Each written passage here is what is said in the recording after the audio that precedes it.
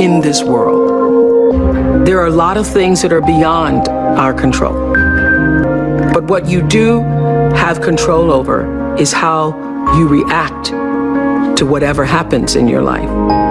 What I now know is that we all become exactly what you believe.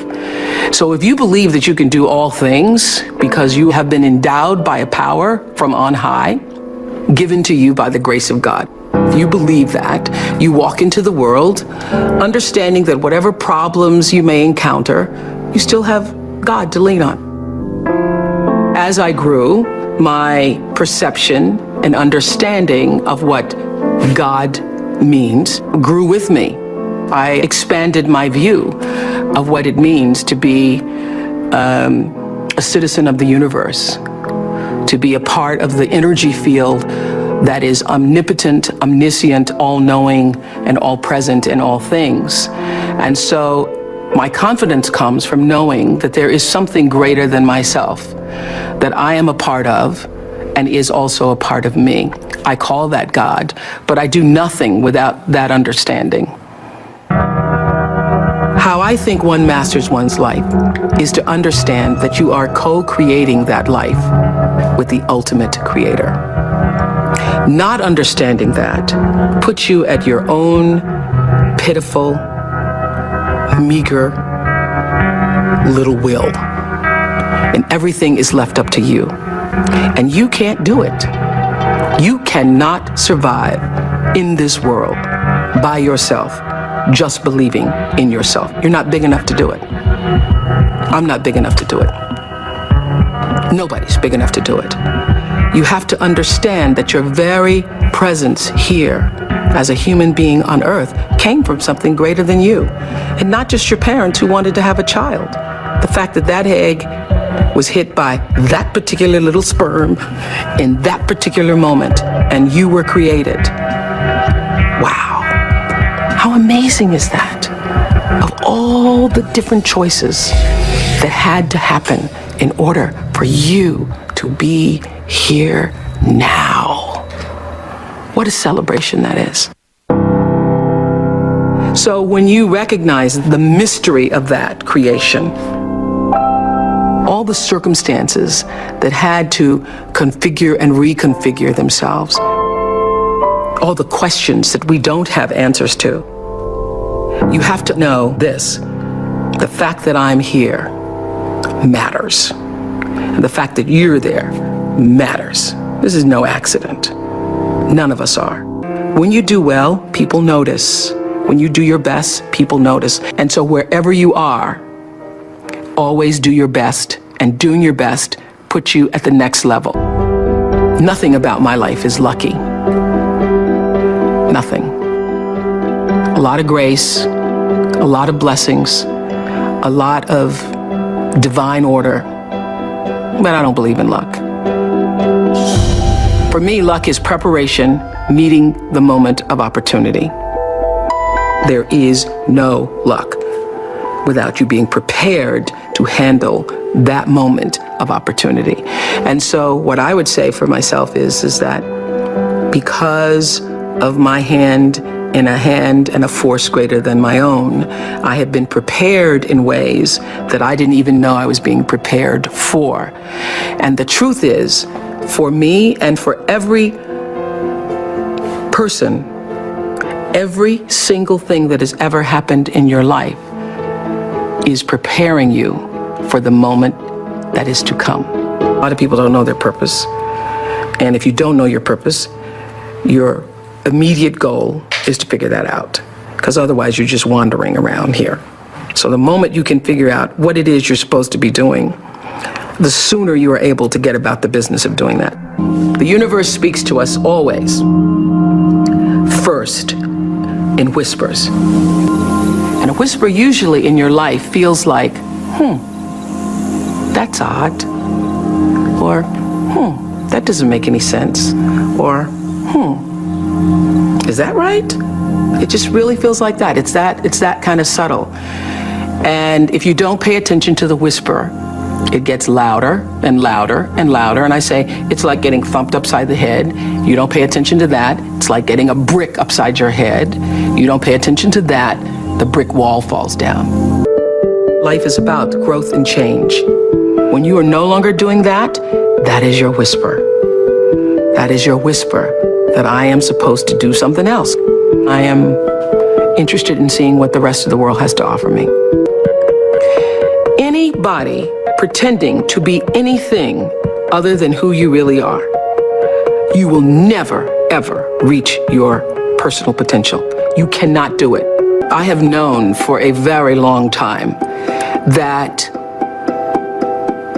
I am a blessed person, and that to whom much is given, much is also required.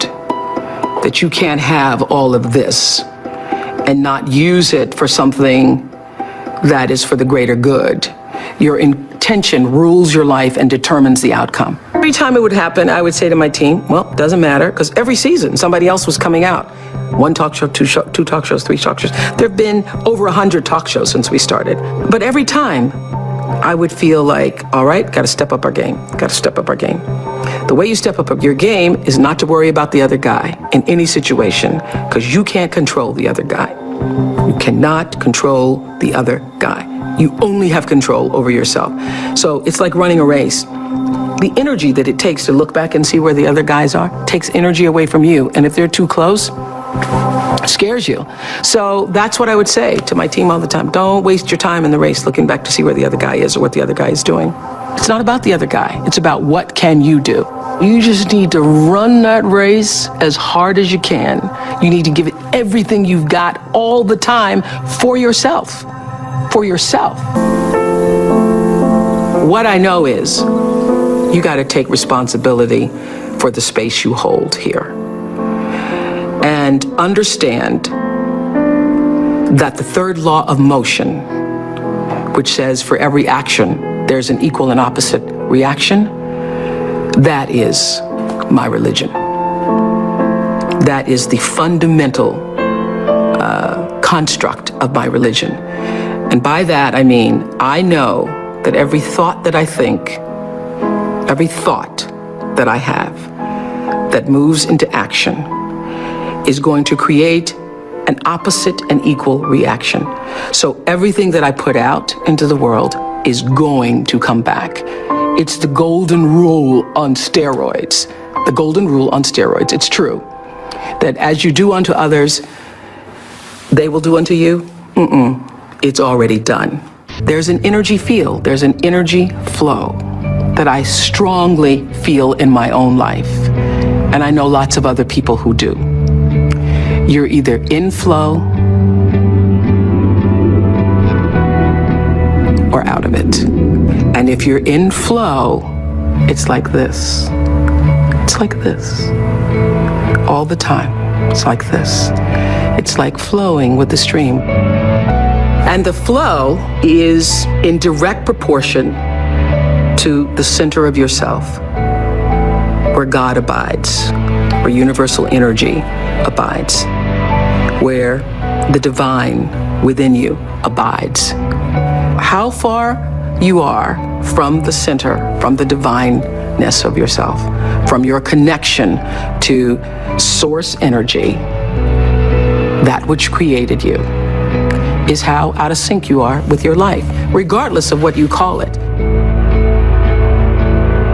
When you can align with that, nobody can touch you.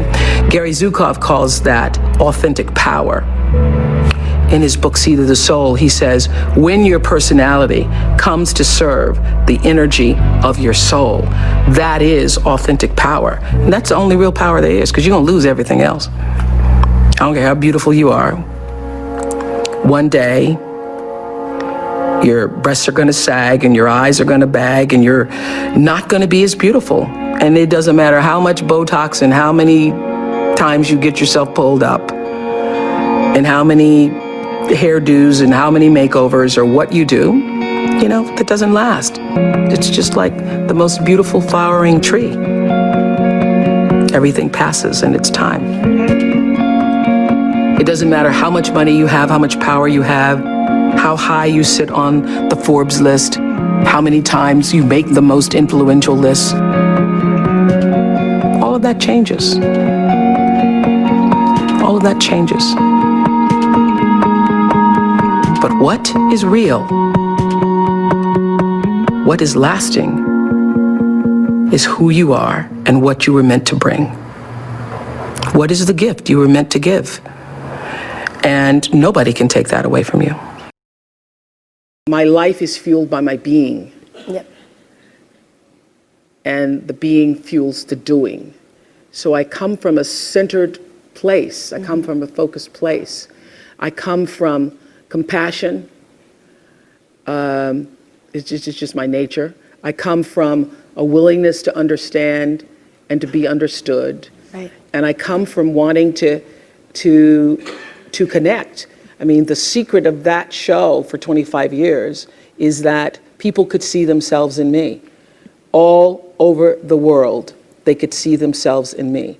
And even as I became more and more financially successful, which was a big surprise to me, I was like, oh my God, this is so exciting. You mean you got more than that 30,000? I got more than 30,000 by the time I was 30. But what I realized is through the whole process, because I'm grounded in my own self, that although I could have more shoes, my feet stayed on the ground, although I was wearing better shoes. These are kind of cute today too. So I could keep my feet on the ground even though I could get more shoes. And I could understand that it really was because I was grounded. Was doing and continue to this day to do the consciousness work. I work at staying awake. And being awakened is just another word for spirituality, but spirituality throws people off and they think you mean religion.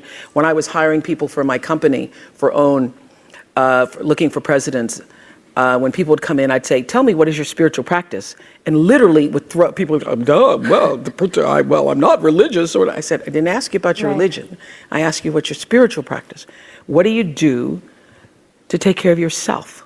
What do you do to keep yourself centered? What do you do to and one woman started crying, that's not the person. So that's a sign. That's a sign. So to answer your question, everything is fueled that comes from me really wanting to be a better person on earth. And this is what I know to be true.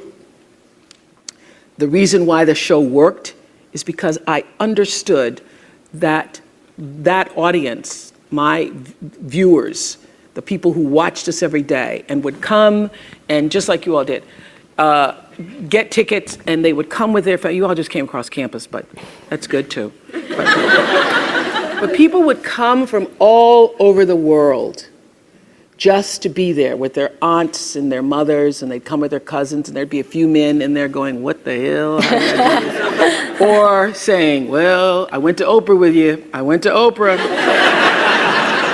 And at least give me clear for 3 or 4 weeks. I went to Oprah with you. I had such regard for that. And I just had a conversation with John Mackey, who runs Whole Foods, and has written this fabulous book, you should get it, called Conscious Capitalism. And he was talking about how the investment in the stakeholders, the people who you are serving, that connection between the people who you're trying to serve and sell to, is equally as important as the people who you're buying from, equally as important as the people who are, supporting you financially, as your stockholders if you are, a public company. So I always understood that there really was no difference between me and the audience. At times I might have had better shoes, but at the core of what really matters, that we are the same. And you know how I know that? Because all of us are seeking the same thing. You're here at this fabulous school, and we'll go out into the world and each pursue based upon what you believe your talents are, what your skills are, maybe your gifts are, but you're seeking the same thing. Everybody wants to fulfill the highest, truest expression of yourself as a human being. That's what you're looking for. The highest, truest expression of yourself as a human being. And because I understand that if you're working in a bakery and that's where you want to be, and that may be what you've always wanted to do, is to bake pies for people or bake cakes for people or to offer your gift, then that's for you. And there's no difference between you and me, except that's your platform. That's your show every day. So my understanding of that has allowed me to Reach everyone. To reach everyone. And there's no way that you wouldn't, because that's what I truly feel.